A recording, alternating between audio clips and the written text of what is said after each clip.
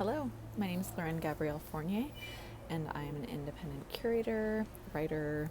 and video artist and filmmaker who is currently based in Toronto, though I'm speaking to you for a couple of reasons from San Francisco on the stolen, ancestral, colonized territories of the Ohlone, the Muwekma, and the Ramaytush. I often work in the intersections between visual art and writing practices. I'm particularly interested in artists who have writing practices and writers who, approach their writing from groundings in the art world, visual art, performance, and otherwise. I also have an interest in fermentation. Most of my curatorial work is engaged with fermentation as both a metaphor and a material practice for thinking about present-day feminisms, intersectional and decolonial feminisms, and also about contemporary art practices and politics more broadly conceived. My recent book on Autotheory as feminist practice in art, writing, and criticism was published by the MIT Press earlier this year. And in it, I think about this history of the idea of autotheory, which is a term that was cropping up in a lot of 2010s feminist and queer literary texts,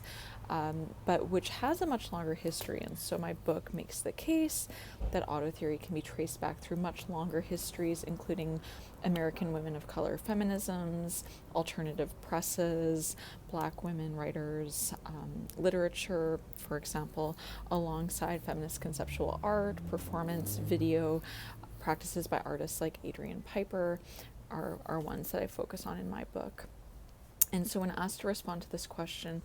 of what term I think best reflects the present moment in contemporary art today, I was thinking about fermentation as an option, but ultimately decided on autotheory because I do think that autotheory, or this melding of autobiography with practices of theorizing and philosophizing, is something that it continues to excite artists. Artists continue to reach out to me saying, I see myself in this term, or I see what I'm doing and what I've long been doing to be an autotheoretical practice, but I haven't had that term to describe it as such. And so that was why I chose this term,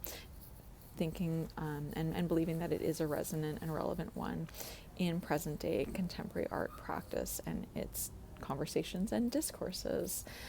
Autotheory is a way for artists to consider their own embodied, subjective, lived experiences, perspectives, understandings, the theories they've engendered from their own practices of living and being in the world and being in relation with a great many others,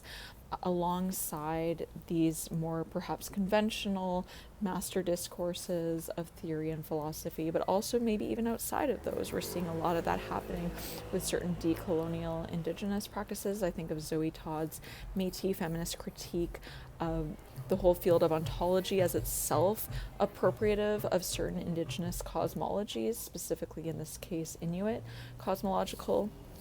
ways of viewing the world and thinking and philosophizing. And so we have the very frameworks and institutions of theory and philosophy themselves coming under more and more pressure. And so I think this history of autotheory is a way of shedding light on these tendencies and thinking about the ways that present day trends and that which is in the zeitgeist of the present day is also tied to history, that it's, I think, ultimately foolish and counterproductive for us to see something as just a trend. Autotheory, if we go back to Gloria Ianzaldua's idea of autohistoria teoria, self-history theory, if we go back to Adrian Piper reading Kant alongside this proto-selfie practice back in 1971 with her Food for the Spirit, we've seen